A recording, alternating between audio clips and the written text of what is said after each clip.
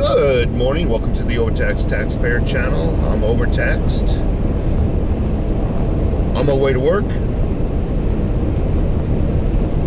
First sip of the day. I'm actually trying 2% milk. Not liking it. Not liking it at all. 6-shot latte, 2% milk. Not liking it. Have to go back to whole milk. You know, some things you just can't skimp on. Anyway, silver is down. But the good news is it's down to $25.96 approximately 1 minute ago. So I forgot to look at the metal charts yesterday. So I'm going to assume they were over $26 and they're down at $25.96, which is pretty damn good actually when you compare it to the last several months. I'm hoping to see it go back up near $27, $28. I would love to see that. Obviously, if you guys are still stacking, you want to see it go down so you can buy more on the cheap. But I've been stacking silver for so long now, I wish it would shit or get off the pot. You know, I'm tired of seeing it sit at a stagnant price, give or take a few cents, you know, like $23, give or take 50 cents for freaking years. I hate it.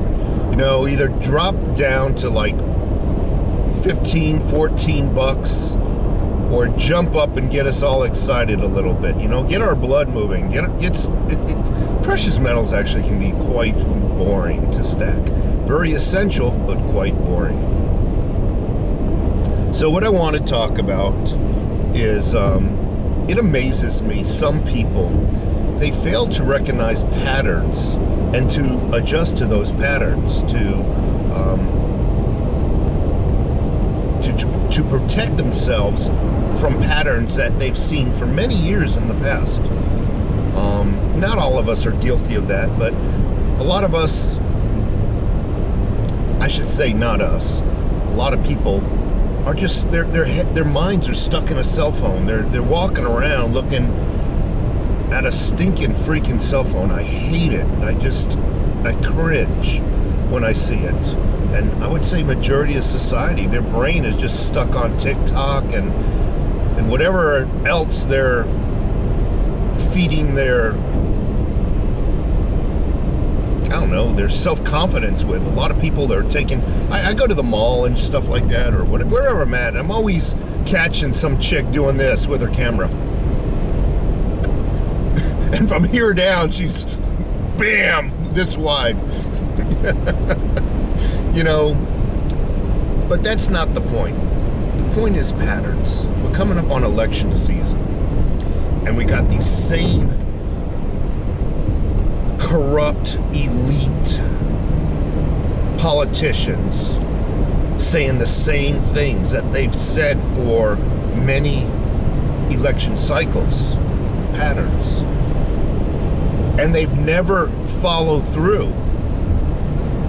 Each and every time one of these election cycles passes and they get elected, they never follow through. They never do what they're supposed to do or what they promise, and or there's excuses why they couldn't do it.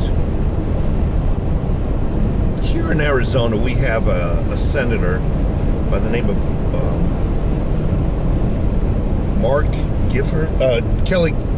Hold on a second, Kelly Giffords, Kelly. What is his darn name? They're not even, Mark Kelly, I'm sorry. Mark Kelly. He is the astronaut who is married to Gabrielle Giffords.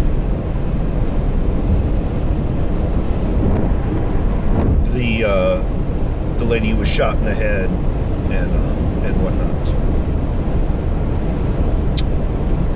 Haven't heard from him since the day he got elected. Honestly, here in Arizona senator, we have not heard a peep from him. Not even on the television. We don't see him voting for anything. He's hiding. Now it's election time. It's time to ramp up the election, the campaigning, and now we're starting to see commercials. And one of the commercials trying to get around this clown. I hate driving behind anybody in any type of van. For some reason, that type of personality who drives vans, caravans, Dodge Caravans, or any kind of these vans, they have the personality to drive really slow. I don't know what it is. Some vehicles you get behind, you can tell the personality of the person. Caravans, I hate driving behind people in those type of vans, whether it's a caravan or any other make or model. They just drive slow, that type of personality. So he's coming out now with the campaigning. Even though this coffee's bad, I need a sip.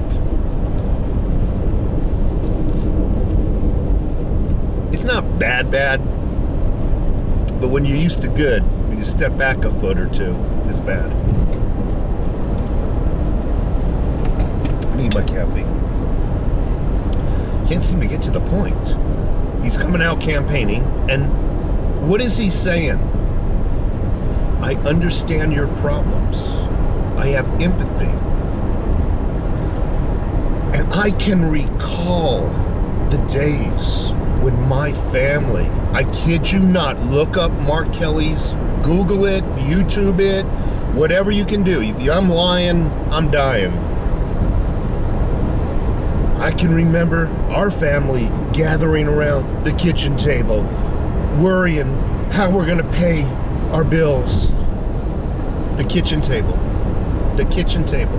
Who else claims that he can remember his family sitting around the kitchen table stressing out over their bills and how they're going to make ends meet? Kitchen table and ends meet. Two key words. Patterns. Uncle Joe. Joey. Sleepy Joe Biden. He can recall when his family gathered around. See, they find something common. The kitchen table. Ends meet. You get the point? So you're going to hear a lot of this where they try to grab something that's common between us and try to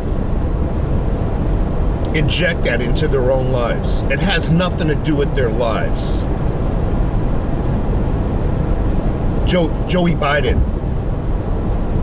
when were they concerned about or strategizing around the kitchen table on how they were going to make ends meet? Was that after the interruptions of the maids coming in, serving up champagne, strawberries, caviar, smeared on top of Waterford crackers? I mean, maybe it was as the maids were leaving the room. Maybe then we need to strategize. Gilligan, we need to strategize on how we're going to make ends meet.